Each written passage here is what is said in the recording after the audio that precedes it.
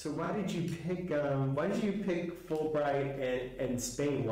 How did that come together? You said, I'm going to apply and do this. There are a number of different factors that kind of all played together, and it worked in a really interesting way. So basically, I'll start way back at the beginning. Yeah. When I was younger, growing up, sure, I played a lot of soccer, and in my school there were a lot of Spanish speakers, Latin Americans, South Americans. Oh, yeah. So Colombians, Mexicans, Puerto Ricans, who really taught me a bit of Spanish, and I learned way more than maybe I should have. I don't know. I just absorbed it in a way, and like I'm sharp and everything. And I when I went to college, I already tested in high and excelled at Spanish. So I did Spanish, and I really enjoyed it. So and I kind of thought that was the end of the road. I was like, well, I hope I can use it again, but I'm losing it.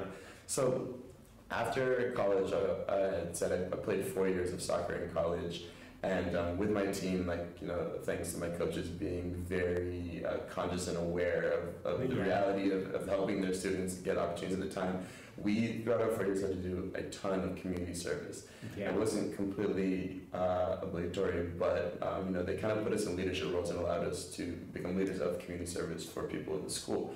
This on my background led to me getting an opportunity in Ireland last year. Right, so I was awarded the opportunity to study for a master's in international business while coaching, working in community service, and working in working basically in different communities, playing soccer and working in communities. That's really fascinating how you stitched that. Yeah, so what are you studying now? So basically, master's in visual and digital media, and the course is conceptually it's broken up into two pieces. Okay. You have the managerial business side, and then which you absolutely need. Absolutely, right. Exactly. And the second side is the creative and technical side. Yeah. So which would be like your graphic design, your photography, your web development, the very specific technical skills that you have specialists in, but as someone who's entering the field of visual and digital media. You have to have a certain level of like basic fluency in these technologies and skill sets. At least conceptual understanding. Right. At the very least. We have a varying array of levels within our class. So we have some individuals who are like completely graphic designers or completely journalists or just business people or anything really. People who are in anthropology, involved in anthropology as well. And that's what makes the course so interesting, actually, because I understand it's probably very difficult for the professors to try and teach something that attracts the interest of people from so many different areas without teaching people what they already know. Right? So what kinds of, so will your program be a 1 or 2 year program? It's a 1 year program, so we started in October. And this is really intensive. It's extremely intensive. It's extremely intensive. It's a lot of very different courses with obviously loose connections rather than say masters, but having to connect these and connect the dots and build on these courses throughout the year. It's definitely a challenge. It's definitely.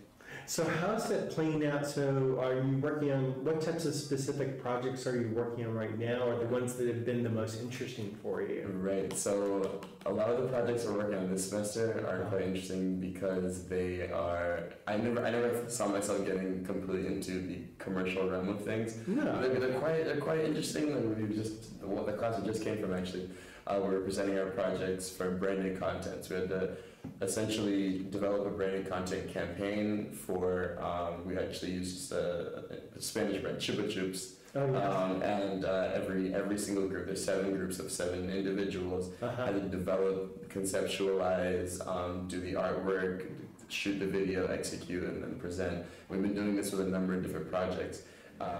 And I think what's so interesting, like I think a lot of people would not realize, like, oh, if you go to Spain, you're going to do, maybe you're going to do something on like the history of like castles or something like that. They would never think like, no, you actually can go to Spain and study like these high technologies that are applied to business marketing or visual design, and that this is really, a great place to do this. 100%. I mean, I use it completely. So Jonathan, what would be like the dream kind of opportunity or career, or whether it's you're working with someone for yourself, 5 years from now, what would you be doing? 5 years from now, what would be very intriguing to me and that I think would be something that would pull all of my different experiences together. I don't know. Would be There might be many permutations of you. Yeah, I think there are actually. I'm interested in something new every week, which I need to start.